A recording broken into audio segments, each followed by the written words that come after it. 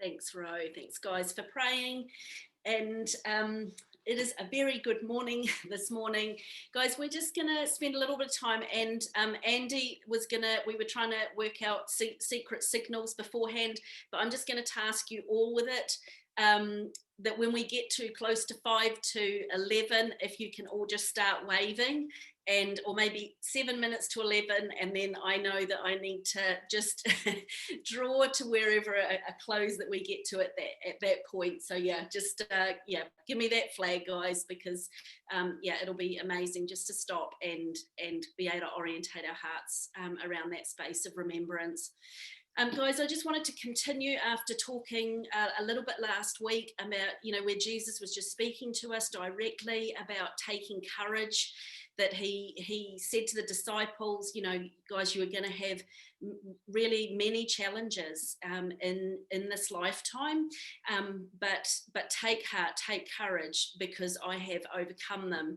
And so I want us to pick that up and continue to look at, because this is just a little bit of what I'm going to share this morning. There are so many things that we could say about, to put courage into our hearts. But I just want to focus this morning around James verse 1 and 2. If you've got your Bible there, little book towards the end of the New Testament. And I wanted to share from this because this has been, for me, I think probably one of, those scriptures that you have in life that you keep coming back to. I can remember probably the first time that God just really brought it to my attention. It's always been in the Bible, obviously, but when I was around 17, 18 and just going through a tremendous breakdown in my life at that point. And this was the first time I really clocked James 1. But over the years, it's just like the Father has just continued to bring it back, to use it as just a promise and it's like a stake in the ground of truth that he brings towards us about what he's at work doing. Why is it that we go through difficult times? And, how do we journey through them really well? And why, what is God at work doing in the midst of that? And this all sits, we know, in the context, guys, I want to say, and it's a bit of a given, but it just feels really important to always start by saying that these verses that we're going to look at sit right within the very core of our Father's heart, right? And, it just brings me back to, I think it's in Psalm, where it talks about that the Father collects up our tears in bottles and he records every single one of them. And so when we look at journeying through difficult times, when we look at almost, James is going to give us almost what is can feel like a bit of a rallying cry and a come on type, which I know when we're in the midst of challenge and if we're in the midst of pain, that sometimes you would rather be poked in the eye with a blunt stick than have somebody say that kind of thing to you. And so I want to just settle it, embed it all in from that place of knowing that our Father's heart is that he is a Father who takes our tears and collects them up, that he is so deeply present with us in whatever we are going through. But he does more than that as well. But I want each of us to know again in a fresh way this morning that that's the primary place of his heart is just his love and his compassion for us, and the importance of recognizing that he is just right in the middle. His presence is with us through every single situation. And sometimes when we've journeyed through difficult times, and when I look back to that time I was talking about when I was about 17, 18, there is often a strange mix, and I'm sure each of you will have experiences like this where you can look back and think, that was the hardest time of my life. I wouldn't wish that on a single human being. And there's that kind of, and yet there's something so profound and something that we feel like we've gained, that's become, it's like something God has planted down deep in our hearts as we have wrestled through that season, and as we have allowed him into the midst of it, and as we have hung on in faithfulness and steadfastness. So we look back on those times and it's like, I would never want to go through that again. and yet strangely somehow I wouldn't be without it in my life either. And so what I want us to look at in James 1, really that's kind of the context of this, because James, if you don't know anything about James, he was the half brother of Jesus. This guy had done some journeys, man, and he actually ends up being martyred. So he has been right in the thick of this the kingdom coming, of Jesus arriving, but with it, with Jesus coming, the persecution and the hardships as well that they were faced with. And so James has been journeying through all of that when he writes this this message. And not only persecution, so we can pick it up in if you want to look at it, Acts chapter 8, they were the new church, the early church, they faced famine. There was a prophecy came that they were going to go through famine, and as a result of that there would be great poverty. They then went through a persecution, obviously from the religious leaders, the church leaders. And then under the Emperor Claudius, he started expelling the Jews from Jerusalem, sending them out, like just sending them away. So James here is speaking to a scattered people. So I love that we can continue to just pick up hope from, like, I love the Bible in that way, that it doesn't matter that there's a 2,000-year gap, but it's speaking into exactly the same situation where there is financial hardship, where people don't have enough, where people had not got enough food, and they were under persecution and hardship. And James then starts speaking into that. So he was a guy who understood what it was to go through challenges. And so he's not coming at this message from a glib place. You know, what he says to us is not light, and it's said with real experience and depth. And I just want to clock, guys, for a minute, because these guys that had been scattered, like they had ended up in countries far away from their homeland. And that would have seemed like that was a deep pain that we will never understand what it would look like for somebody who is Jewish to be cast out of their homeland, to be totally scattered into a different space when God had been gathering them to that homeland. And there's something very powerful in scattering. Now, they were facing scattering that they did not want to experience. It was not a pleasant thing, and that's where we are right now. But I just want to flag up, guys, that as Carlisle Vineyard Church, and right from the beginning, Andy and Ro have had, when they established and put things in motion for Carlisle Vineyard to become a community, there was always this Sunday that was called Scattered Sunday, and still is. And it's a really powerful thing, guys, that we get to choose as community to do that intentionally, because what God did in that scattering of the Jewish people, before he left, he said to them, go into all the world and make disciples. That's all I'm calling you to do. Follow me, go explain it, help others to come into that journey of life as well. And so that was Jesus' command, but they were all still in Jerusalem.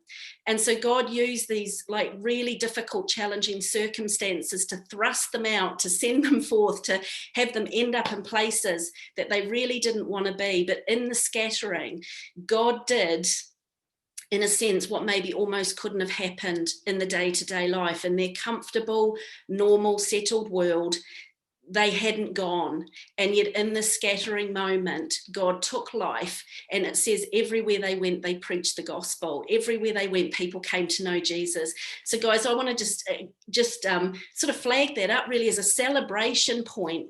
We're scattered right now in a way we don't want to be, but there's going to come a point where that changes. But let's continue to come around that scattering that we do throughout the week in our workplaces, on a Sunday, the last Sunday of the month, when we don't gather in a building, but churches where we scatter, where we take the life of Jesus into every place and space that he opens up for us. So scattering is powerful, and that's even just an introduction, really. I wasn't going to say that, but anyway, so it's into that context. Let's read James 1. And I'm reading it from the message. I, James, am a slave of God and the Master Jesus, writing to the 12 tribes scattered to kingdom come. Hello. Consider it a sheer gift, friends, when tests and challenges come at you from all sides. You know that under pressure, your faith life is forced into the open and shows its true colours. So don't try to get out of anything prematurely. Let it do its work so you become mature and well developed, not deficient in any way, or in other translations it says not lacking in anything.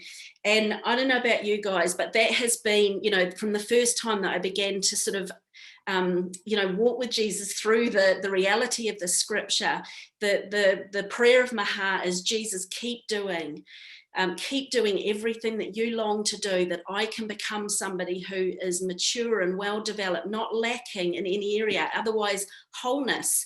That's what he's saying wholeness is, where we no longer have any gaps.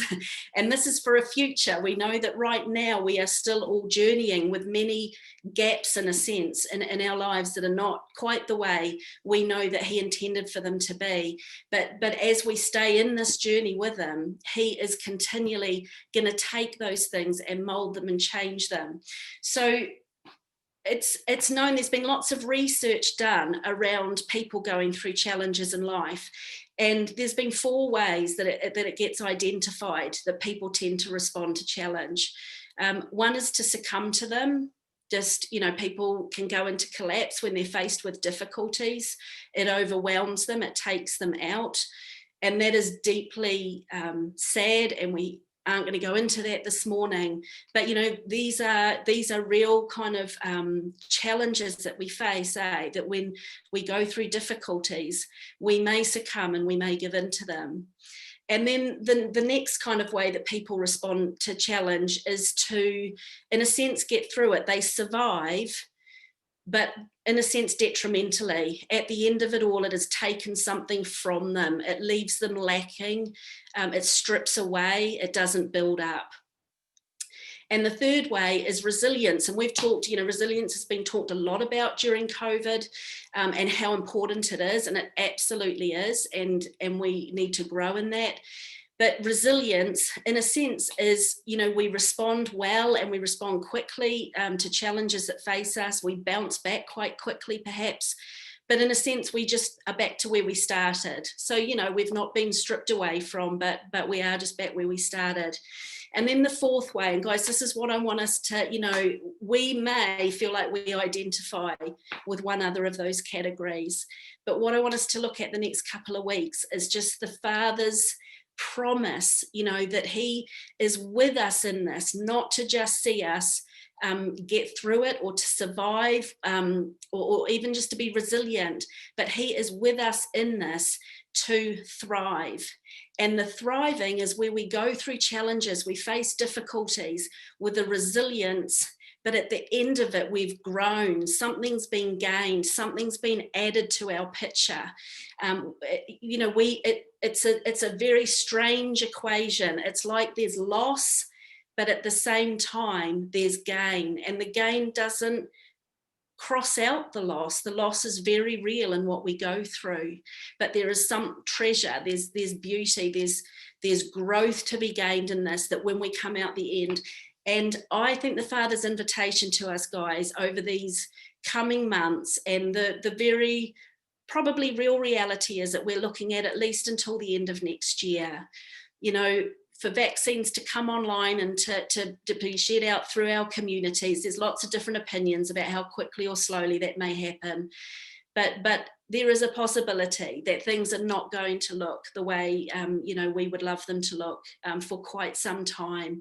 And so the Father's heart for us is, how do we thrive in that? How do we be a people that, as our roots go down deeper and as we journey through challenge, that perseverance that is wrought through those times allows us to be in a stronger place when we come through those challenges, not in a lesser place.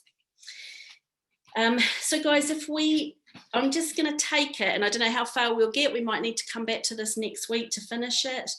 But we're just going to take it a little bit word by word, because there's some real, I think there's some real treasures in this. So the first thing James says to us is consider. And the word there, consider, it's like an accounting term. I'm really rubbish at accounts. You can ask Rich, or in some of my other jobs. I'm very glad I'm not called to that in my full-time world. But I sort of basically understand profit and loss. And what James is saying here is, it's like the picture is, run a calculation on your challenges, put them on a sheet and have a look at them. Because, we might have a profit column. These are the things that we see as a profit and a gain. These are the things that we see as a loss and a stripping away. But the concept here is he's saying that, what the way God sees it, what God values, is often so different.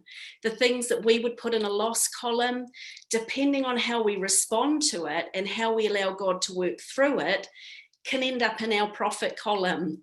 And, if you think about running a business, a business will always go through some losses in the midst of some profits as well. And we don't wrap that business up. We don't see that as something worth kind of letting go of, just because it's trading in some losses at points, because the overall balance of that is positive. The overall balance is profitable. And we've got an opportunity here, guys, through 2020. What's up for grabs for us? When we come out and look back on this season and we run a calculation, so to speak, how are we going to look at the things that we've journeyed through and what we have gained through them? Yes, there will be the losses. And like we've said, Jesus utterly attends to us in the midst of that as well. But if we can see what he's at work doing, if we can value what he values, it can turn it all around, that we come out the end of it with that sense of, I have actually gained here. I've won something in my maturity, in my growth. And that's his invitation to us, is how do we come towards this, so that is part of our picture. It's like I said, when he uses the word consider it, in other translations it says pure joy, in the Message, a gift. Consider it a gift when you go through these challenges. That can stick in our throat at points. And we can, I know some of you and many of us right now, I think if we took just 30 seconds to pause, there will be something that immediately comes to mind right now that you are going through, that is tremendously challenging, possibly painful. And to hold these words up against it, consider it a joy, consider it a gift. It can feel like a bit of a sticking point or a challenge point to do that. But James is wanting us to understand the beauty of the kingdom, that it is so countercultural, where we can go through these tremendous losses and they are absolutely held and clocked and valued and treasured by the Father. And it's not that we're looking to put in some kind of bizarre optimistic spin on this, guys, where we just rah our way, through what we're going through. Not at all. There is something tremendously deep and gritty about how the kingdom works, that suffering and joy are often a very close companion within our journeys, that suffering and growth seem to go hand in hand. And so what he's saying here, when he's saying it's a gift, he's saying, what is the treasure? What is the Father doing in the midst of this that is going to be for your gain? Don't lose that. Don't pass that by.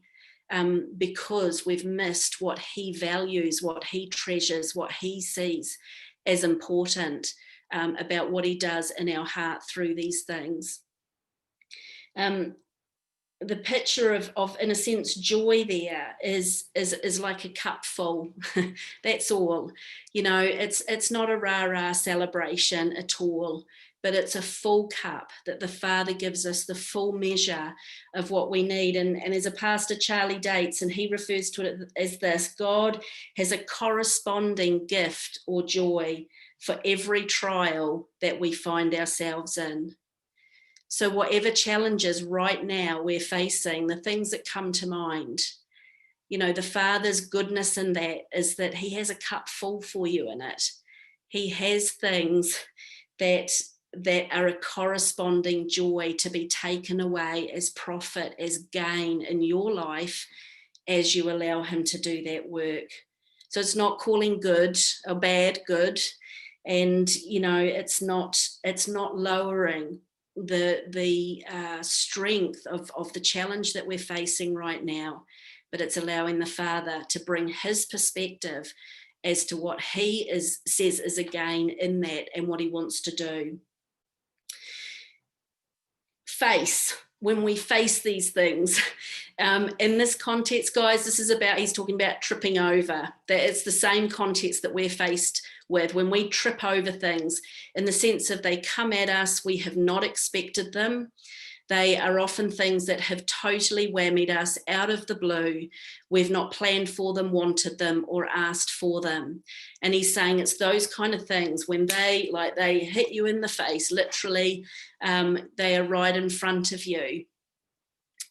I've got joy for you. I've got a gift for you in the midst of that you can take away. It's exactly the kind of situation we're going through now. And the word for trial can actually be interpreted even plague, would you believe? So it's very literal to our situation.